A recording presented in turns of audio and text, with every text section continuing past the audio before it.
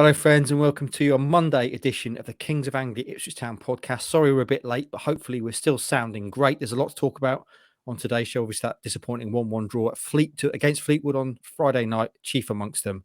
But first of all, I must introduce my fellow two Kings joining me today. And the reason we're late, but still sounding great, is because Stu, the doctor, was in training this morning, Mr. Watson. If ever anyone didn't need any training in their life, it's you.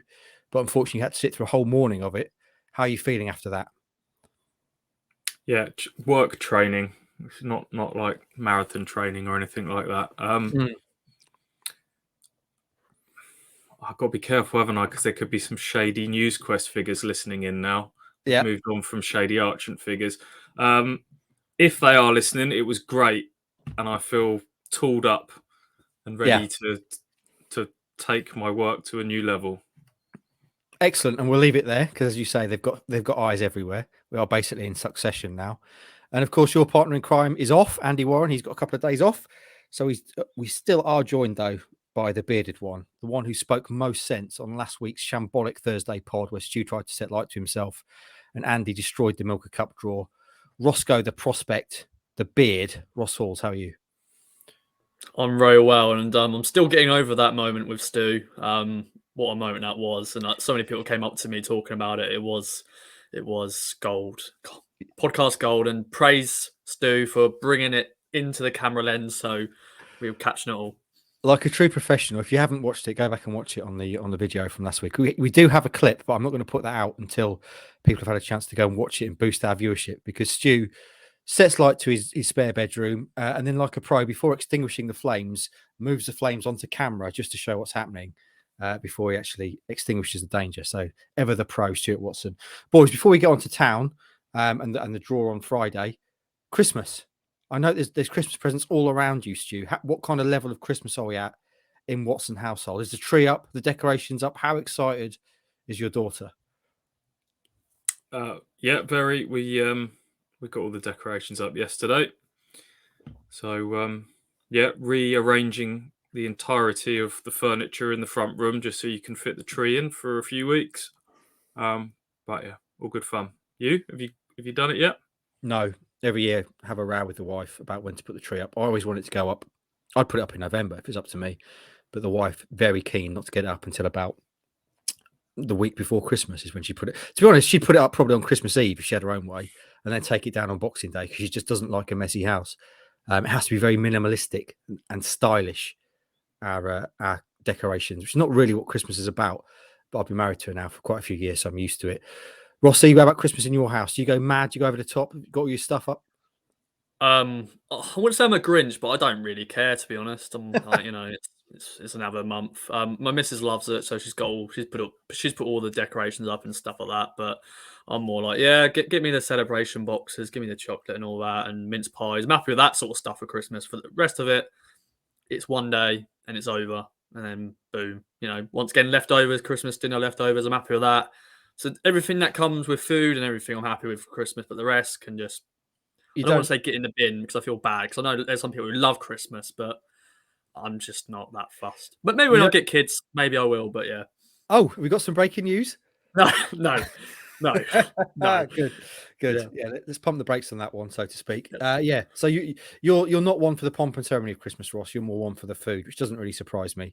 And before we move on, obviously, friends, we also have to talk about something that Ross was doing last night.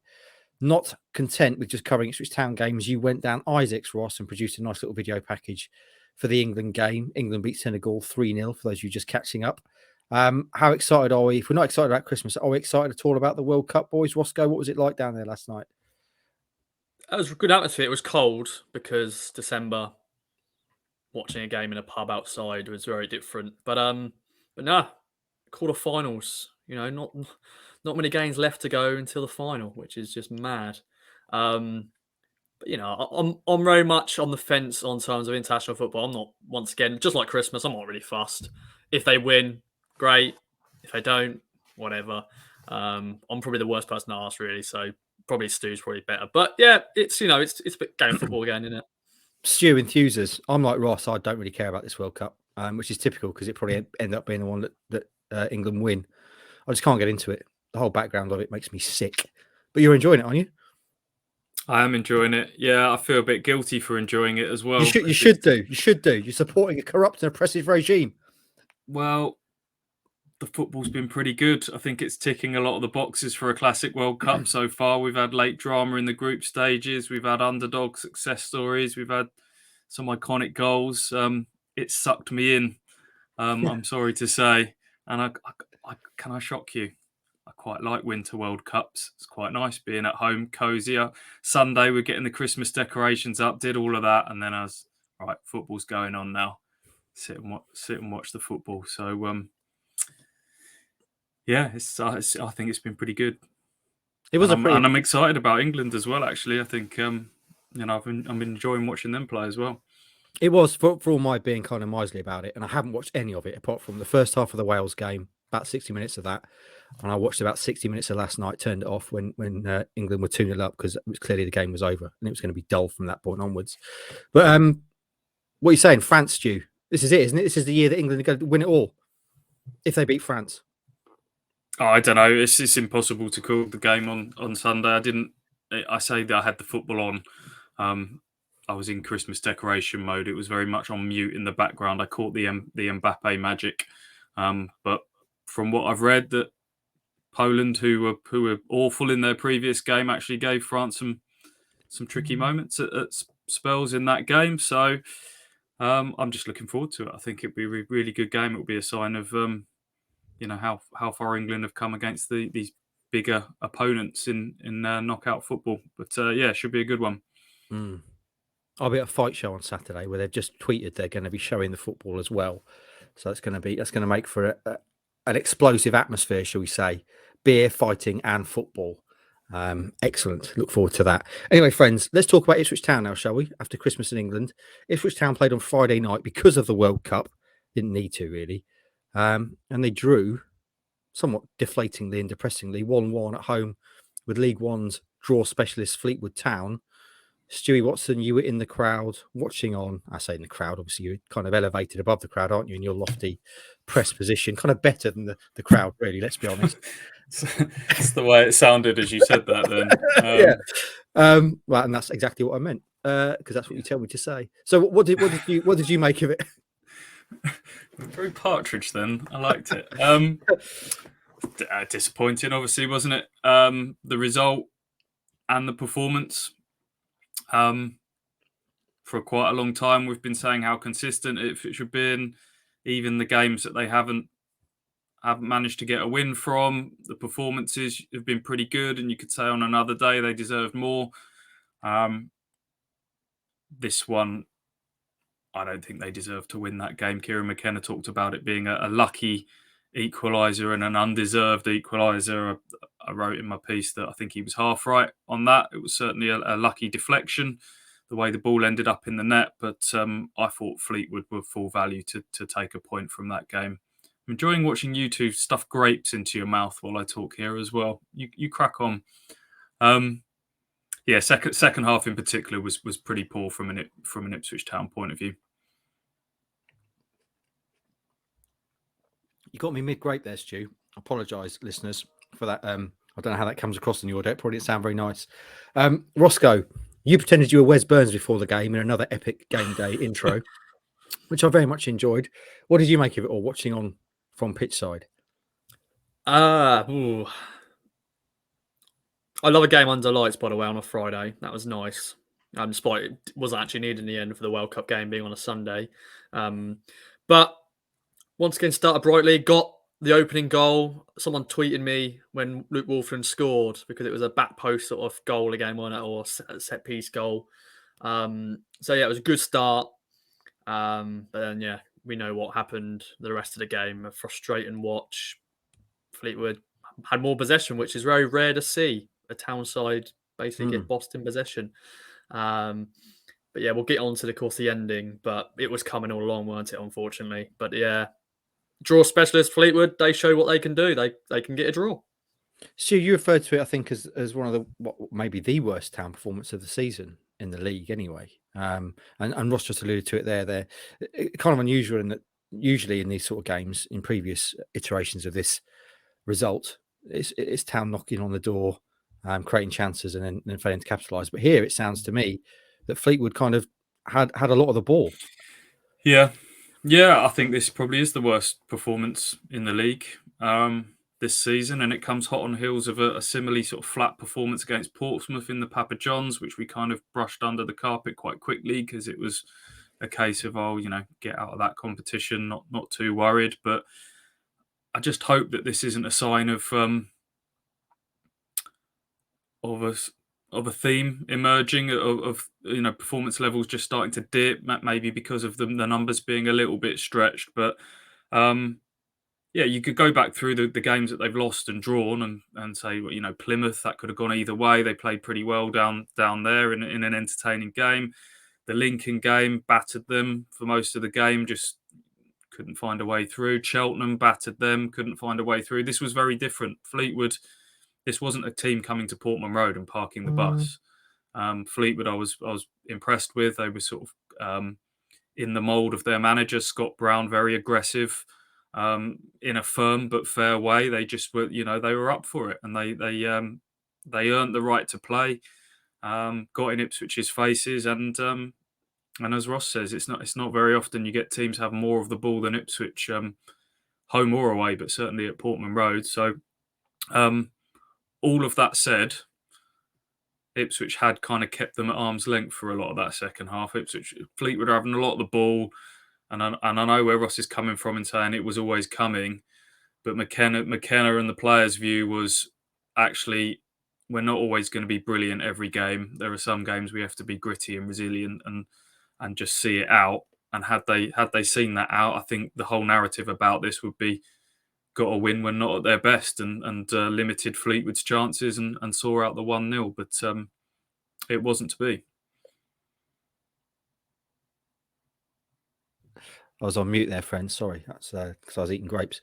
In your Stu says, Watto, you just alluded there to saying, had they won, it would have been that kind of narrative of didn't play very well, but got a win.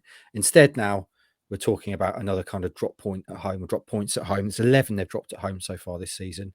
I think there was also a stat in your piece. Was it 5 goals after 89 minutes conceded? So some worrying trends. How worried should we be? Because I feel like quite often we're talking about stuff like this after games at home you'd expect Town to win, and we say, it's just one of these things. But they are starting to stack up now. Is there any worry creeping into that Watto mind? It's turned it up a little notch after this one. I wasn't particularly worried. I think I was quite laid back after the Lincoln and Cheltenham games because I saw enough from those performances to say that if you repeated that on any given day, back to the old 9 times out of 10, that would have resulted in a win. Stuff and that would have been fine. I just thought, sometimes those sort of results happen, but it's the performance rather than the result that gives me some more concern. Even if Ipswich had won this game 1-0, I think there'd have been some things in that second half performance which would have worried me a little bit. Just unnecessary, bit sloppy on the ball. Lots of unforced errors. Didn't really join up particularly well. And I don't know whether it's a psychological thing with the late goals and what had happened in these sort of games before, whether they thought, actually, you think back to the Cheltenham game where they'd got in front, they were bang on top, and then one sloppy error sort of led to Cheltenham getting back in it. Whether that was in the back of their minds, protect what we've got, don't let that happen again, and that invited a bit of pressure. I don't know, but I can't say a lot more than other than it wasn't the best of performances, and it's up to Ipswich now to kind of nip those doubts and worries and concerns in the bud, because this is a fan base that has had so many false dawns and disappointments over the years. As we've always said, it's not going to take much, and that's understandable to kind of give people the wobbles a little bit. The overall picture is still very healthy, but it's a reminder there's still a long, long way to go in this season. Absolutely. We're entering crunch time over Christmas, aren't we, coming up, the moving season. Roscoe, how worried, if at all, are you? Because as Stu says, as much as, we have to obviously talk about these things being pretty worrying, if you look at the bigger picture, Town are still in an incredibly healthy position. And actually, given everything else that went in League One over the weekend, they emerged pretty much unscathed in terms of position. They actually gained a point on Plymouth. So how worried are these kind of somewhat vexing results to you and the performances? I know. I was going to say something there, but I've stopped myself. No, I'm not worried. I'm worried if there's any more injuries because we've still got this is a big month, December. So if there's any other key injuries, Leif Davis, congrats on your team of the week. But yeah, if there's any big injuries like that, then I'd be more and more worried because we haven't got players to fit there. Because that was the thing. This was the first game a lot of people said this squad is stretched now. We haven't got that injection of life coming off the bench as we used to. John Jules coming off the bench and those sort of players. We had Gassama, Hadmi, and Kane Jackson come off the bench, but that didn't really, for me, didn't bring me hope they were going to come and inject that life we needed, unfortunately. But I'm not worried. As you said, Plymouth dropped points. Other teams around us have been dropping points. We're very healthy still in, top 3 positions. We've got a lot of points. Pompey, they lost as well. So I think we're in a great position still. And, every team has a blip, don't they, at some point? And this could be our blip. But yeah, still very healthy. Yeah, good. And talking about injuries and health, good to see Greg Lee surprisingly on the bench and coming on Friday, wasn't it? Let's just reflect that you mentioned some of the results in League One. I mean, clearly it's worth reflecting on an Ipswich Town news show. So Plymouth lost at home to Port Vale 2-0. Peterborough lost at home to Barnsley. Obviously, Barnsley in that playoff mix, so maybe not a massive shock. But I think that's 3 league games in a row Peterborough have lost now ahead of their visit to Portman Road. Sheffield Wednesday could have gone top. They only got a 0-0 draw at Derby. I suppose on the face of it, not the worst result. And then Wickham, as you say, Ross, beating Portsmouth yesterday. Wickham next up after Peterborough for Town. So there's some funny old results in League One. Stu, it's a funny old league, isn't it? Yeah, I suppose that's a positive slant to put on it, that no ground was lost. The way I'd look at it is it's a missed opportunity to kind of build up a healthier margin, given those games that are coming up. Peterborough, Wickham, some tough matches, Portsmouth in the new year as well.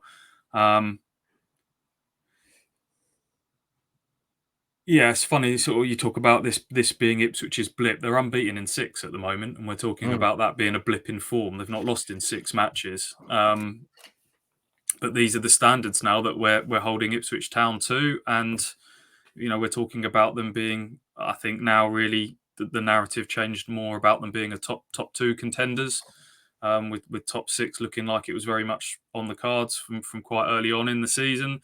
So these are the sort of standards now that we're holding this team and squad and management to. So it's all very well saying let's get through to January and some reinforcements can come and some players will come back from injury. But the reality is you don't tend to sign players on the 1st of January. And these injured players, I don't think, are going to be walking straight back into a starting 11 at the start of January if we're talking about them sort of being back in and around it then. Although the hope is obviously that 1 or 2 are ahead of schedule in terms of people like Lee Evans and Shawnee Aluko. But yeah, an interesting little period of games coming up now for Ipswich, given where the squad's at. In terms of the game, Stu, I don't want to spend ages talking about it because it was a few days ago now, and there's other things to talk about. But there were a couple of penalty incidents. Do you have any views on those? I still haven't seen the Burgess one back. I just saw them both end up in a heap. But Kieran McKenna's talked about it being a rugby tackle from behind. That was just before half time. So if it is as what people say it is, then that sounds like another stonewaller that Ipswich should have got. The one on Jackson at the end, I just saw once live, and my first instinct was penalty as well. I thought he'd got the wrong side of the defender. So again, everything said about the performance, Ipswich probably should have 2 penalties in there. And, if one of those goes in, then they win the game as well, which completely changes everything that we're talking about. So when people talk about luck evening itself out over the course of the season, I would imagine Ipswich have got quite a bit in the bank at the moment. Kieran McKenna was very diplomatic after the game and was asked about the penalty incidents and just said, I hate talking about referees. I want to focus on our positives, on our deficiencies. But almost it's getting ridiculous now. I shouldn't have. The last time we got penalties was in the Portsmouth game, which came on the back of the Barnsley game, where he had his big rant about referees and not getting stuff at Portman Road. And lo and behold, they get a couple of penalties, their first in 30-something games, the next match. And he says it shouldn't have to be that a manager has to come on and say what I did to kind of get penalties in the next game was kind of what he was alluding to. So, yeah, I find it really boring as well, talking about referees. It's not what we go to watch football for. Ipswich didn't draw this game because of the referee. I feel like that you're always hiding behind a bit of an excuse.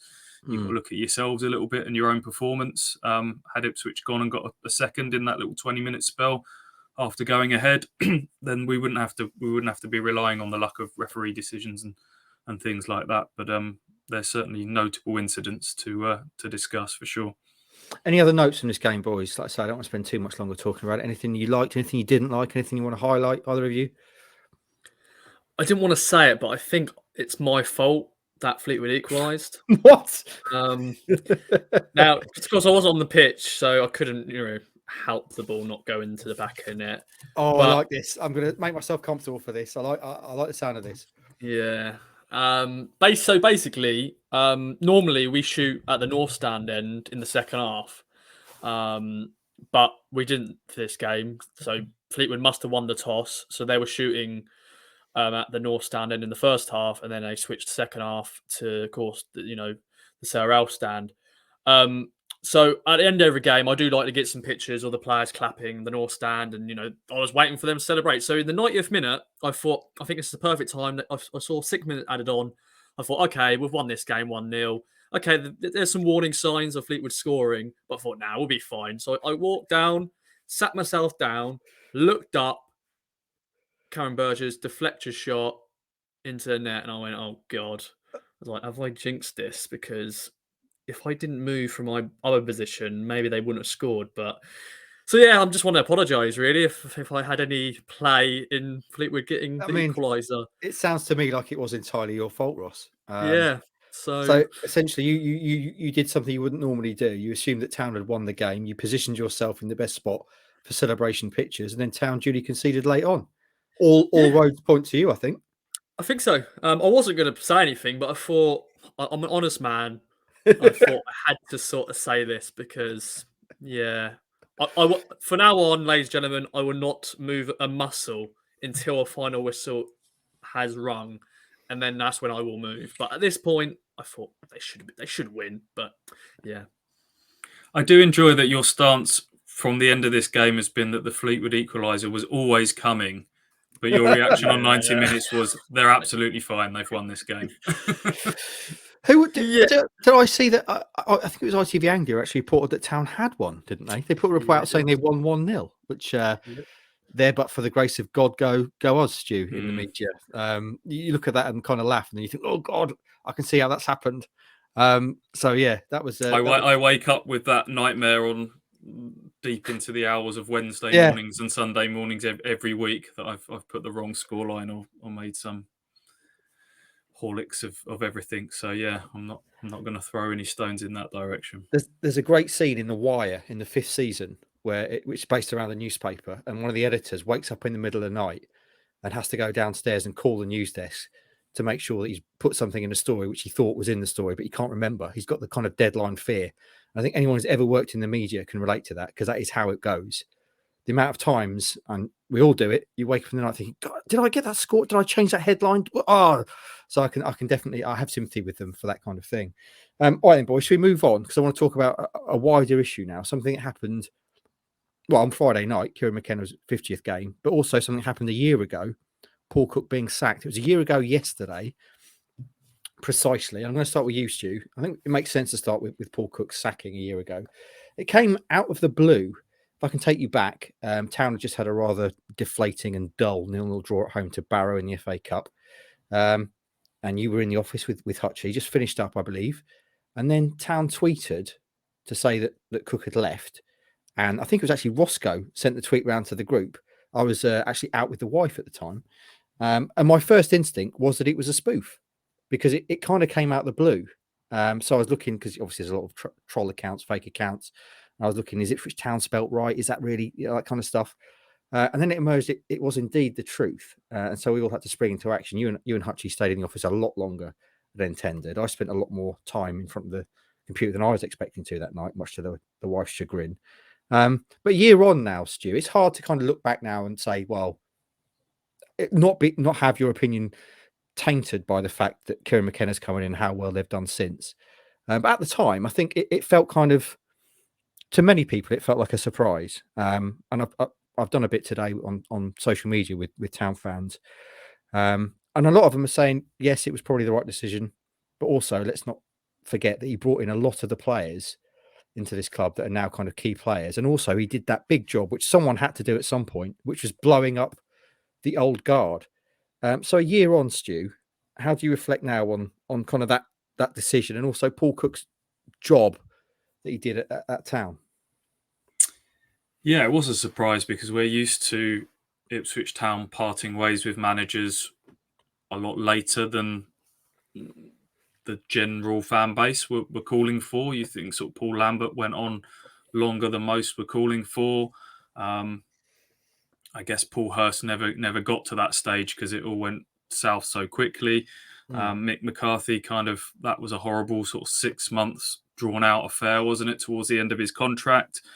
So for that to have come out the blue, I did exactly the same as you. When Ross sort of texted us, I was walking back to my car from the ground to see that he's gone. And so we thought, okay, this is the first sign of the new ownership and Mark Ashton at the helm at the ground, sort of having a bit of a ruthless streak, and they're not messing about here. Obviously, it's proven to be the right decision in terms of everything that's followed under Kieran McKenna. But I think it is right at this juncture to acknowledge that the players that Paul Cook recruited and has left behind, it's the spine of this team, the core of this side are Paul Cook signings.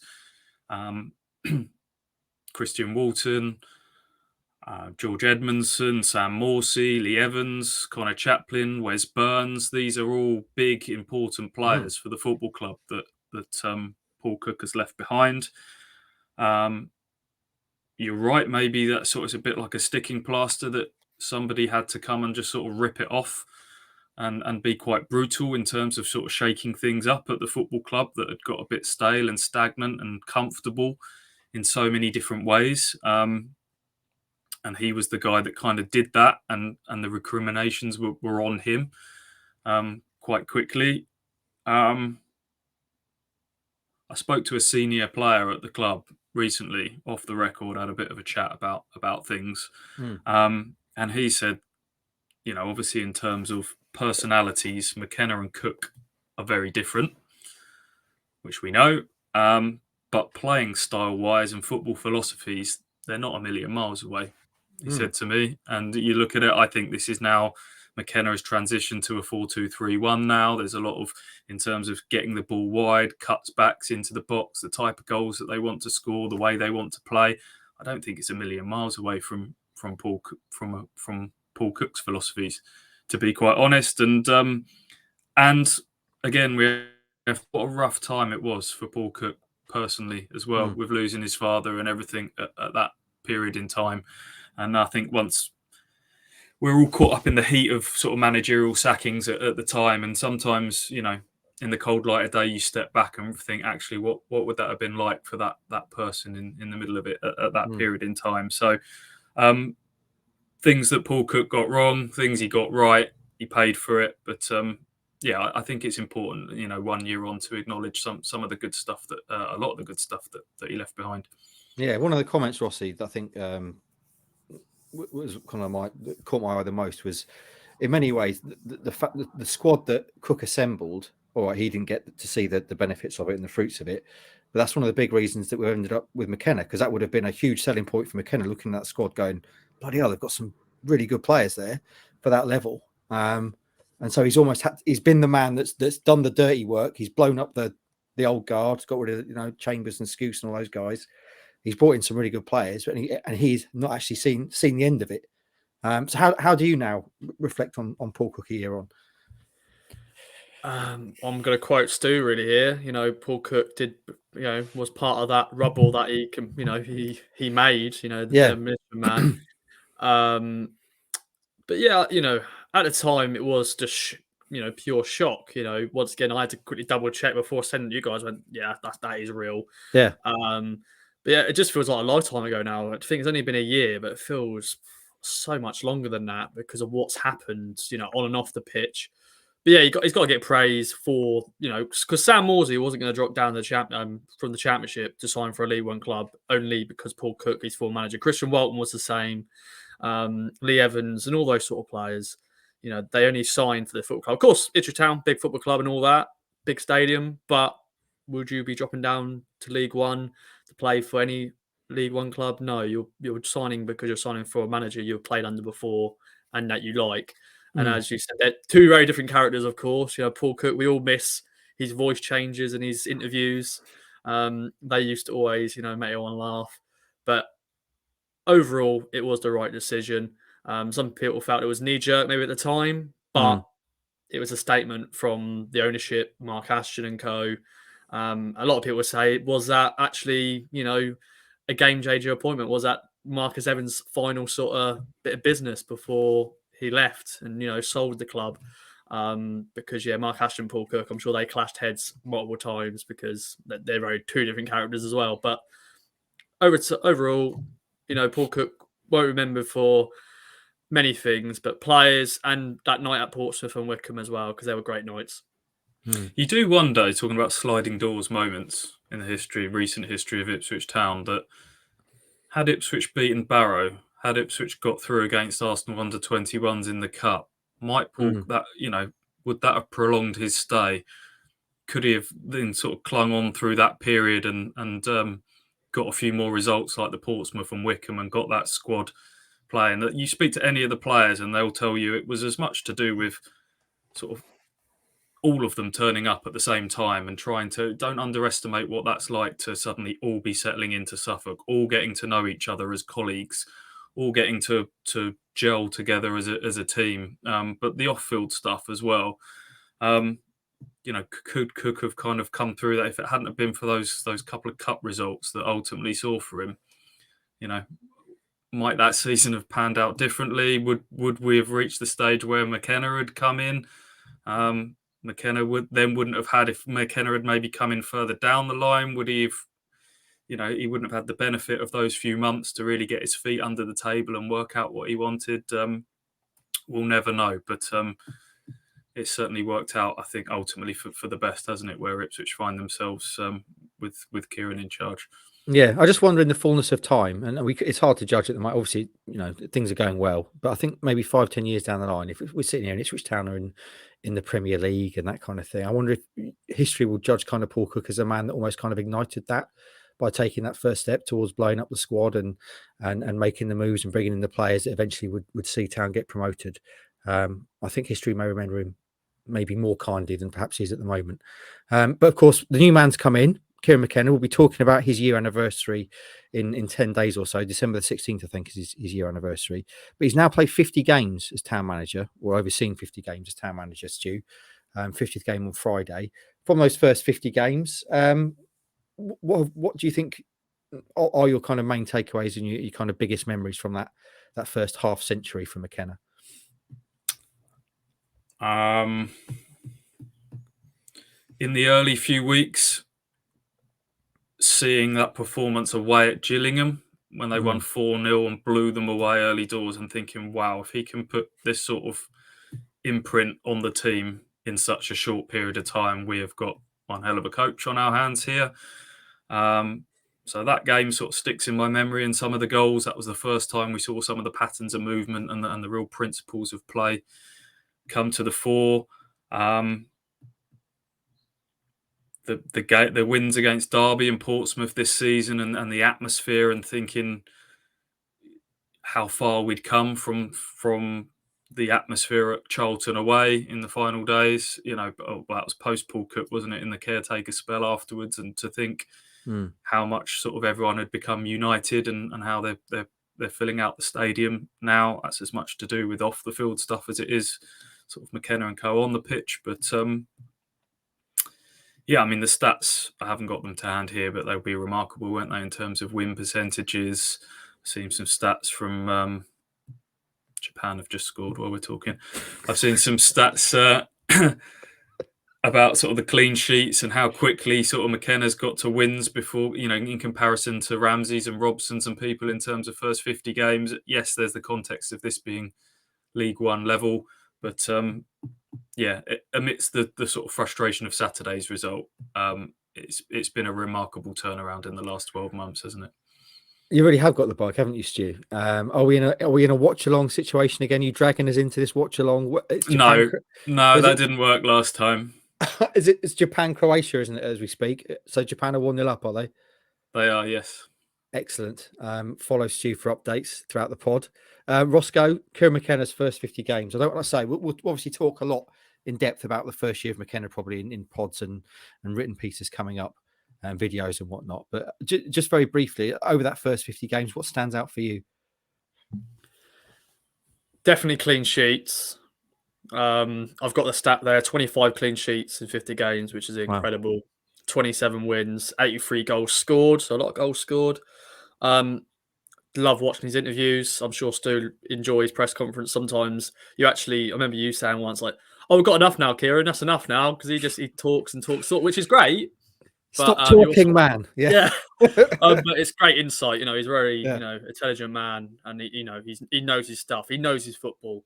And I'm learning new things every time. Every time I watch one of his interviews or read one of Stu's stuff, what Kieran McKenna said.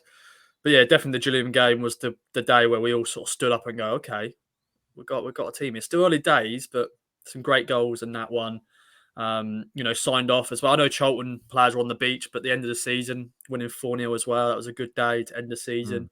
And then this year, once again, we've been in this position before. Under Lambert, we were winning games, top of the league and stuff, but we were never comfortable. But the first 3 months of this season, we were comfortable, weren't we? And we were actually really enjoying the football. So, yeah, it's been a good first 50 games. On to the next 50.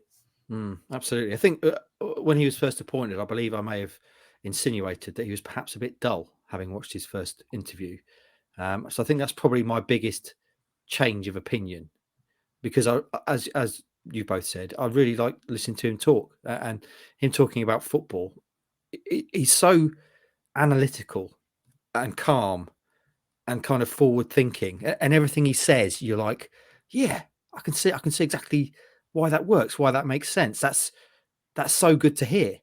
And that's what differentiates him from Cook so much, because Paul Cook was just so emotional, so heart on his sleeve. He came out and said, I feel it like a fan, let the pain set in, and you're not going to get anything out of me today. And then, I'm not going to throw the players under the bus. And then he'd proceed to say they played like they were competition winners and things like that. You would never in a million years get that from Kieran McKenna. It's amazing how he can, within minutes of the final whistle, have that calm, collected mind. And I always think what you see from managers publicly is, unless they're ridiculous actors, and yes, sometimes they probably have to say different things publicly than they do privately, but their overall demeanour must be the one that the players see in general. And I just think modern football lends itself now to, you're dealing with younger people, not just footballers of a different generation that I think react to different styles of man management. And this is what young footballers today are going to react to. They're thirsty for stats and knowledge and how to do new things, and that they'll be sort of buzzing off of what did you do at Manchester United then, Kieran? Did Cristiano do this? They'll be desperate to sort of learn off of him. And it's his, as much as taking away all the tactical stuff and the work on the training pitches and all of that, it's just his demeanour and his personality and his calmness and that sort of intellectual approach that he's bringing that I've liked the most, I think. Yeah, that's exactly it. Intellectual, exactly that, and it fills you with so much confidence, doesn't it? The way he talks, and you feel like, God, we've got someone who's properly next level here in charge of this football club. Yeah, fantastic. And obviously, as I say, in the coming days and weeks, we'll be doing a lot more around the first year of McKenna and properly getting stuck into that. Boys, there's not a lot else to mention really on this week's pod. There's not been much happen other than the game since we last spoke. A couple of other things to mention in passing. Roscoe, you've got something that you wanted to mention, so I'm going to let you lead this because I put out the list, the plan, and you said, this is during recording, I might add, you may have heard my phone go off, in fact. Shall we mention Frank Yallop being inducted in the club's Hall of Fame? And I replied, yes. Well, I don't know a great deal about him. So, Roscoe, over to you. Frank Yallop inducted into the club's Hall of Fame. Once again, I wasn't alive when he played for the club, obviously. But, I think you always got to praise former players. And, of course, Frank Yallop gets some credit for bringing the three lines to the town, them to the attention of town. Of course, Burke Okai and Mark Detmer and Brett Johnson, because, of course, Frank Yallop was head coach and I think sporting director at Phoenix Rising at the time was Arizona United. But yeah, Frank, also a very good town career, under over 10 years at the club. Scored 2 very good goals in the Premier League, one against Man United, one against Spurs. But to be at a club for 10 years, I think you always got to get praise because he played over 300 games for the football club, and I've been told by many people who did watch him in the flesh when he did play. He wasn't the greatest of players, but he was decent enough, and to play once again for 10 years at a football club, 300 plus games, playing the Premier League for the club as well. I think are rightly deservedly to be in the Hall of Fame for the football club because there's some town greats in that Hall of Fame, and I think he's probably deserving to be in that. Yeah, Hutchie did an interview, didn't he, with him, I think, actually, in the days after the initial takeover, which was a really good listen to Frank and how he's involved with Game Changer and his kind of knowledge of the guys and why they were good people to come in at Ipswich Town. Very interesting. Go back and listen to that if you haven't. Also, go and listen to Mike Bacon's latest, My Favourite Town 11, which he's done with Steve Mellon, which went out on Sunday morning. Formerly of this parish, Steve Mellon. Very, very good writer. An interesting guy. So go back and listen to that. The other thing I want to mention, Stu, in terms of things that have happened since we last spoke, is some quotes from Kieron Dyer coming out, which made me feel a bit sad, actually. Speaking to True Geordie, which is just a marginally more successful podcast than ours, only marginally. Yeah, so he had a chat on there, obviously the links to Newcastle, and he was talking about how aggrieved he felt when we've just been talking about Paul Cook leaving. When he was asked not to step up and be the caretaker manager, but to step up and be the assistant to the caretaker manager, who was his assistant at the time, John McGreal, and how that's made him essentially wash his hands of Ipswich Town. We know he departed acrimoniously anyway, but reading those quotes just made me feel a bit sad because I still feel like Kieron Dyer has got a lot to offer. Yeah, I think we've said it before on here. Kieron is a very emotional man, and I think that's probably why he got on quite well with Paul Cook, really, because both of them spoke their mind. I wonder whether they might work together at some stage further down the track, because I think they did work quite nicely together. But I guess if you put it in the context of any other job, if you saw somebody appointed as your assistant and then a week later sort of leapfrog you to a bigger role, you'd probably feel a little bit aggrieved and hurt by that. If you'd been at said company for quite a long period of time and felt you'd built up quite a bit of credit and kudos in the bank. So yeah, it is sad that he's got to the point where he feels like he needs to kind of step away from Ipswich. He is a proper Ipswich boy. He is a proper Ipswich fan. And maybe we talked about the emotions of Paul Cook, as he said, maybe he's too emotionally connected to it. But it's great that he's health-wise is in a good place at the moment. He's not off the liver transplant list, but it's suspended at the moment.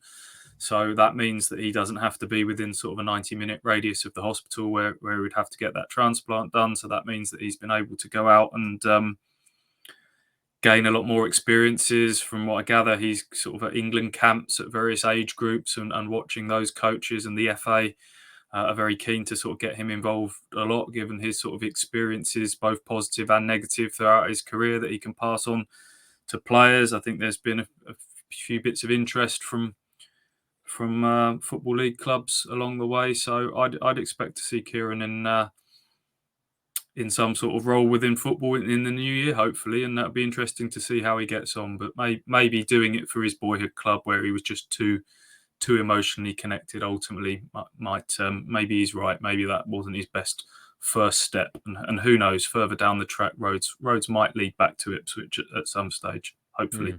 We will see. Anything else to mention, boys? Coming up to 45 minutes, a nice, tight, compact little podcast. We've not got Hutchie on doing a 15-minute Milker Cup draw. Anything else to mention? Can we talk about Josh Earl's red card?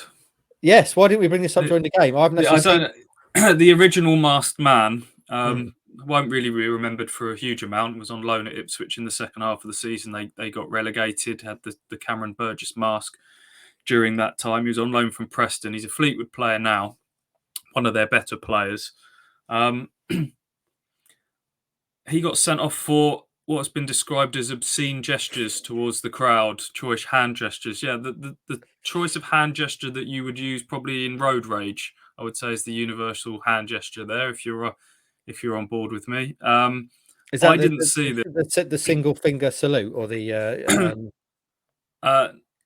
or is it the it's this. All right. Okay. You're about to roll some dice, sir. Is that yeah, that one, yeah. I didn't see it because I had my head down sort of updating the live blog at the time, but Andy Warren tells me that he did this wildly in all areas of the ground. Family stand, upper tier, lower tier, just completely lost his mind. It's a shame it's not on the video. So I've watched back the iFollow bit and you can just see him double-armed roar of relief, and then the camera sort of panned away. That was absolute pandemonium when that Fleetwood goal went in. It took me a while to work out who'd scored it because all the Fleetwood players just ran off in opposite directions. Some went to the bench, some went to each other, and then I looked up to see Josh Earl getting the red card. So he must have. I think there was a bit of spice in that game. There was a few words being exchanged. Sean Rooney was certainly at it for the whole game in people's ear. There was some tasty tackles going in from people like Vella in midfield. Sam Morsey was kind of getting drawn into all of that. So, yeah, we talk about Ipswich being this cool, calm, collected side that are in the mould of Kieran McKenna, but maybe the plan from Fleetwood to ruffle a few feathers kind of worked a little bit. But yeah, that was interesting. Scott Brown, in it. I always say if you're going to get sent off. Go Zidane full headbutt, or in this case, go double dice salute to all corners of the ground, and really earn that red card. Good work, Roscoe. Anything else to mention? No, just another good pod, boys. Thanks everyone for listening, and over to you. I'd say it's average at best. It's right. I also want to mention this guy's been sitting in the background for some time now, and we should mention it. This is a new little mascot for the pod, all the way from Australia. A listener called Simon Palmer brought this. Me and Stu went to see him. He's just over because his dad's not very well, and thankfully he's improving now. So Simon came over from Australia, and we went to see him, didn't we, Stu? And he bought me a boxing kangaroo, because obviously I've been known to bore on about boxing quite a lot, which I'm a big fan of. So he's now sitting behind me in the studio at Heath Towers. He's a pod mascot. He also, Stu, he brought us some chocolate from Australia, which apparently didn't melt. And it was for all of us, but I haven't seen hide and hair of it. I meant to bring it on our little trip to Manchester, but I'll be honest, I forgot. So I think it then did subsequently come to Exeter with us, didn't it? So the other boys did partake, but I'm afraid you missed out. Okay, well, it's good to meet you, Simon. Stewie does do meet and greets for a small fee. I can't remember exactly what Simon paid, but it was in the region of 3 figures. So I come along as a chaperone. He will also post for just one picture, no more. There we go then, boys. That's the end of this week's pod, coming up in 48 minutes. So the week has started. Town have got a point against Fleetwood. It was Ross's fault they didn't get all 3. That's what we've learned today. I hope you enjoyed today's pod. Please do support our sponsors. Use the code KOA at manscaped.com for 20% off and free delivery. I've just bought myself some new Manscaped deodorant, one of their new lines, boys, and I'm very impressed with it. And also, obviously, if you're into your marketing and you want to push a product or indeed your service or business, get involved with Ginger Pickle. If you like your pickle ginger, Google Ginger Pickle. Tony Southgate and those boys there, the goats of digital marketing. And I do apologise, I'm not wearing my Ginger Pickle hoodie today because it's in the wash. Friends, The week is up and running. We're up and running. You're up and running.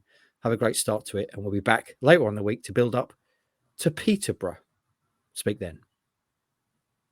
Maybe the reason why I knew it was coming is that's why I moved to that for Fleetwood's end. So I was there to catch the Fleetwood's goal. That may be why. That's what I've just been thinking of just this last 10 minutes. Like, that's maybe why. I knew it was coming. That's why I moved to that end as well. Not just for the celebrations, but for Fleetwood's goal. Okay, yeah. Are we still rolling? What's going on? I just done my. Please leave that in. Leave that in. Thanks for listening.